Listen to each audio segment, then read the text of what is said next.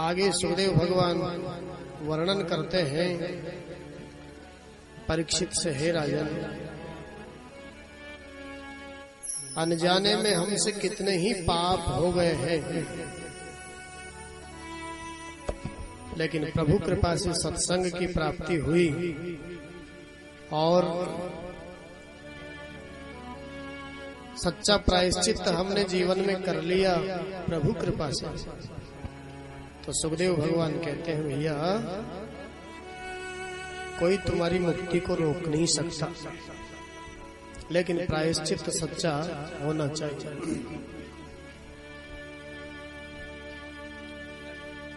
अजामिल ने भी सच्चा प्रायश्चित किया,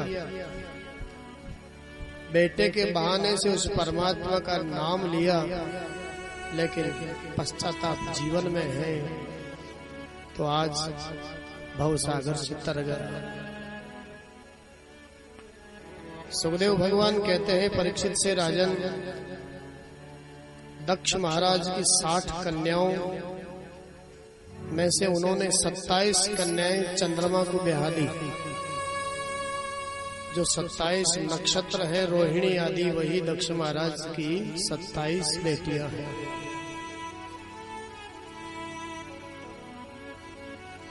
तेरह धर्म को प्रदान कर दी, 10 बेटियां कश्यप जी महाराज को प्रदान कर दी। अग्नि को, पितरों को और भी देवताओं को 2-2 बेटियां प्रदान करी। कश्यप जी को जो बेटियां ब्याही, उनमें दिति और अदिति प्रमुख है। दिति से दैत्य हुए और अदिति से देवता। दिति की एक कन्या भी है जिसका नाम है रचना, और रचना के 2 बेटे हुए, विश्वरूप और समनिवेश। एक बार देवगुरु बृहस्पति के रूठ जाने पर देवराज इंद्र ने विश्वरूप को गुरु बनाया, लेकिन विश्वरूप दैत्यों के भांजे हैं, इसलिए यज्ञ करवाते समय कभी कभी उनको अपने मामाओं का ध्यान आ जाता है। देवराज इंद्र ने समझाया, आप इस समय मेरे आचार्य हैं, इसलिए दैत्यों की तरफ से आहुति मत डाली यज्ञ में। मोह के कारण विश्वरूप के समझ में नहीं आया। देवराज इंद्र ने खड्ग से सिर काट दिया अपने आचार्य का, विश्वरूप का। 3 पक्षी बनकर के 3 सिर विश्वरूप के उड़ गए। देवराज इंद्र पर ब्रह्म हत्या का आक्रमण हुआ और परमात्मा नारायण के द्वारा उनकी रक्षा हुई। परमात्मा नारायण ने ब्रह्म हत्या का निवारण 4 जगह पर उसको बांट करके, जल को, वृक्षों को, पृथ्वी को और स्त्रियों को, चारों जगह उस ब्रह्म हत्या को बांट करके निवारण कर।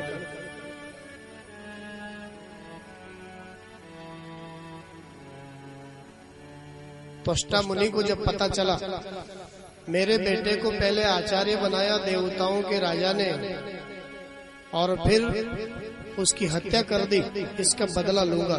मारक यज्ञ किया, उसमें से एक राक्षस प्रकट हो गया जिसका नाम वृत्रासुर। स्वर्ग पर चढ़ाई कर दी, देवराज इंद्र को हाथी के सहित निगल गया, लेकिन फिर भी देवराज इंद्र जीवित बच निकले। क्यों?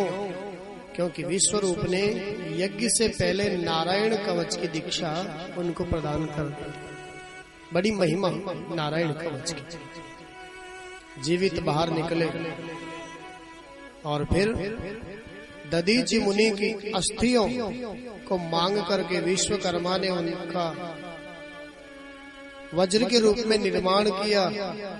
देवराज इंद्र ने आज उस वज्र के माध्यम से वृत्रासुर का उद्धार कर दिया।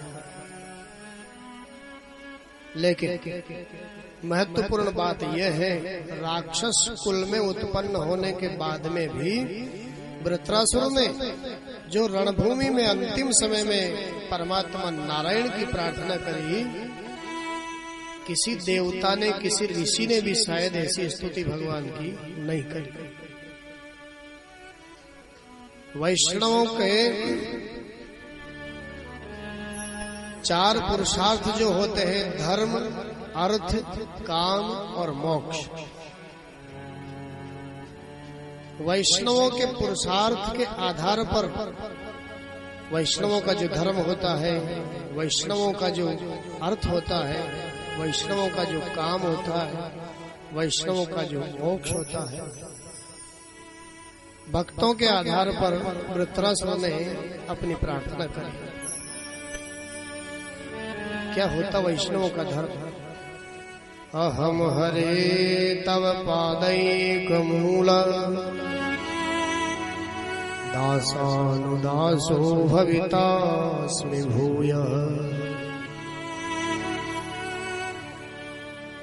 मनः स्मरेता सुपतेर्गुणांस्ते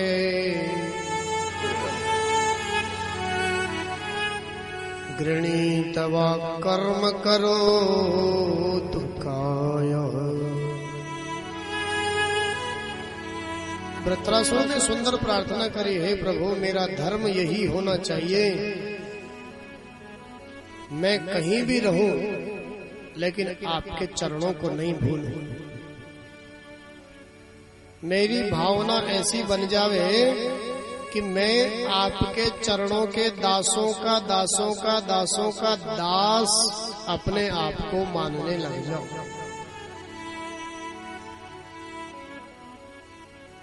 दूसरे श्लोक में फिर वैष्णवों के अर्थ के माध्यम से प्रार्थना कर, मेरा अर्थ, मेरे जीवन का अर्थ यही होना चाहिए प्रभु, दुनिया की और कोई संपत्ति मुझे नहीं चाहिए, मेरी संपत्ति तो यही है बस।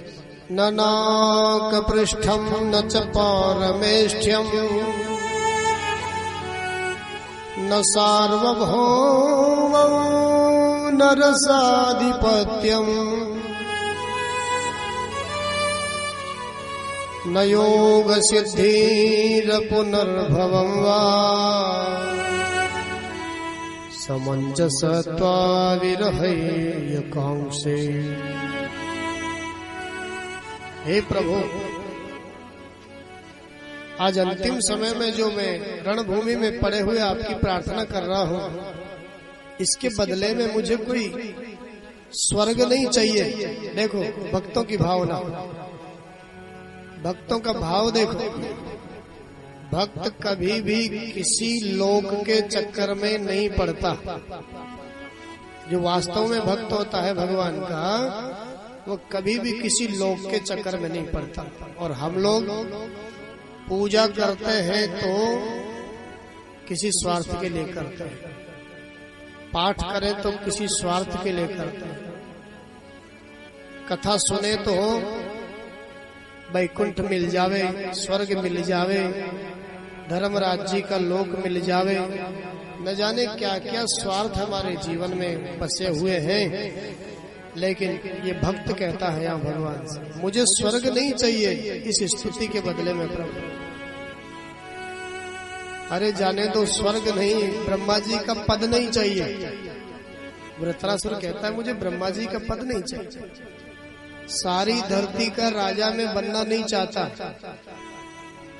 कोई योग की सिद्धि भी मुझे नहीं चाहिए, क्योंकि सिद्धियों का क्या भरोसा।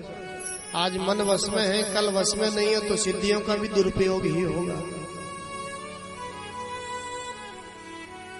यहाँ तक कह दिया वृत्रासुर ने प्रार्थना में, मुझे तो वैकुंठ भी नहीं चाहिए प्रभु। जिस वैकुंठ के लिए हम तरसते रहते हैं जीवन भर, ऐसा करेंगे तो ऐसा मिल जाएगा। लेकिन वृत्रासुर कहता है मुझे मोक्ष भी नहीं चाहिए। भगवान कहते हैं मेरा भक्त वही है, दीयमानम न गृह्णन्ति बिना मत सेवनम जनाहा। मैं 4 प्रकार की मुक्तियां देना चाहता हूं भक्तों को, लेकिन भक्त तो कोई लेन देन करता ही नहीं है। वृत्रासुर कहता है मुझे मोक्ष नहीं चाहिए, क्या चाहिए? हे प्रभु, मैं तो बस हर समय विरह में आपकी याद करता रहूं, बस और कुछ नहीं चाहिए। हर समय आपको याद करता रहूं।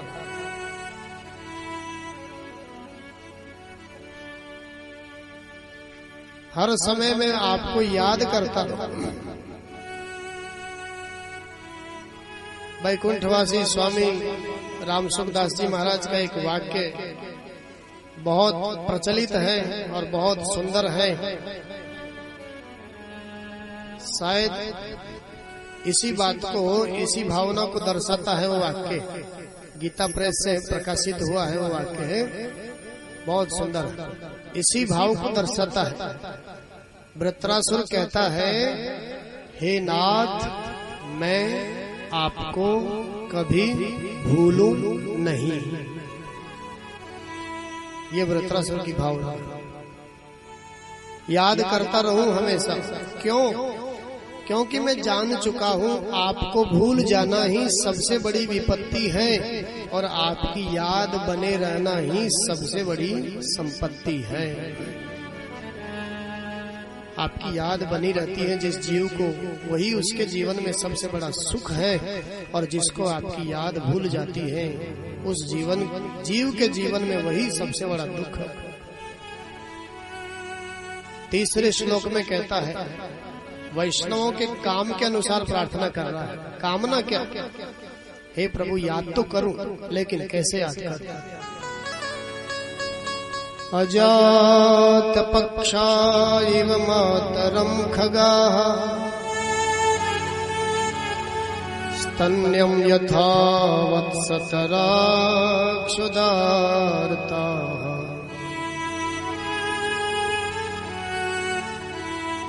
प्रियं प्रेव विशितं विषण्णा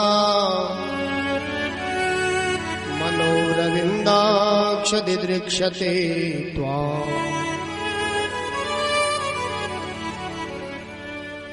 वैष्णवों की कामना के अनुसार प्रार्थना करता है वृत्रासुर। कहता है, मैं आपको याद तो करूं, लेकिन कैसे करूं? तीन उदाहरण दे। पहला उदाहरण, जैसे किसी पक्षी ने घोंसले में अभी आज ही अपने बच्चों को जन्म दिया। छोटे छोटे पंछी हैं, उनके अभी पंख उगे नहीं हैं। बेपंख के उन पक्षियों को माता पिता घोंसले में छोड़ करके दूर उड़ गए हैं दाना लेने के लिए। सांझ का समय हो गया है। सारे पक्षी लौट करके आ रहे हैं अपने अपने घोंसलों की ओर।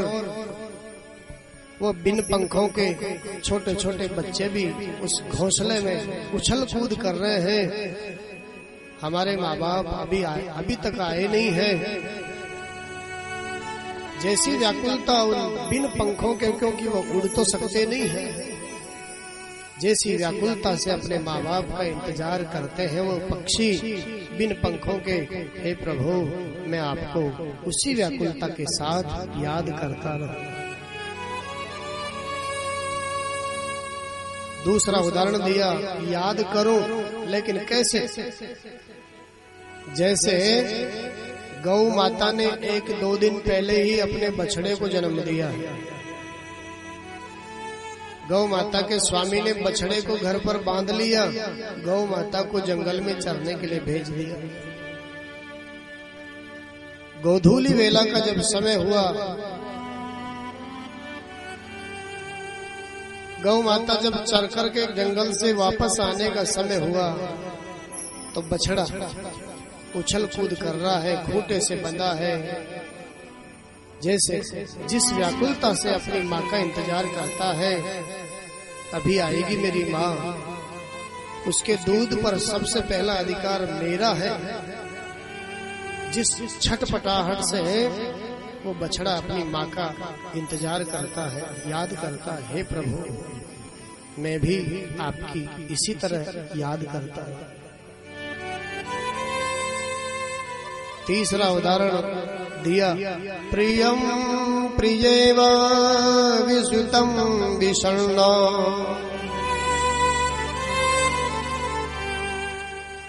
हे प्रभु मैं आपकी याद करूं, लेकिन कैसे याद करूं? जैसे कोई पति परायणा पत्नी है, उसका पति परदेश चला जाता है और परदेश से लौट करके आने वाला है अब, तो जिस तरह से वह प्रेयसी, वो पत्नी अपने उस प्रियतम का इंतजार करती है, एक एक क्षण उसको एक एक वर्ष के समान मालूम पड़ता है, उसी प्रकार से मैं याद करूं प्रभु। और अंतिम में फिर कहा है प्रभु मेरा मोक्ष तो यही है, मैं किसी मोक्ष को नहीं जानता, मैं अपने कर्म के अनुसार जिस किसी भी योनि में जाऊं, जैसा मेरा कर्म हो, मेरा कर्म मानव बनने का नहीं है तो मैं पत्थर का टुकड़ा बन जाऊं, वह भी मेरा कर्म नहीं है तो पशु बन जाऊं, वह भी मेरा कर्म नहीं है तो फिर मैं घास फूस का तिनका बन जाऊं। जैसा भी मेरा कर्म, मैं जिस जिस योनि में जाऊं उस योनि में मैं आपकी ही याद करता रहूं। ऐसी प्रार्थना करते करते करते अपनी लीला, यही लीला, जीवन लीला समाप्त कर ली उस वृत्रासुर ने। परीक्षित कहते हैं गुरुजी समझ में नहीं आया, दानव हो करके ऐसी प्रार्थना समझ में नहीं आता, दानव हो करके ऐसी प्रार्थना कौन है ये?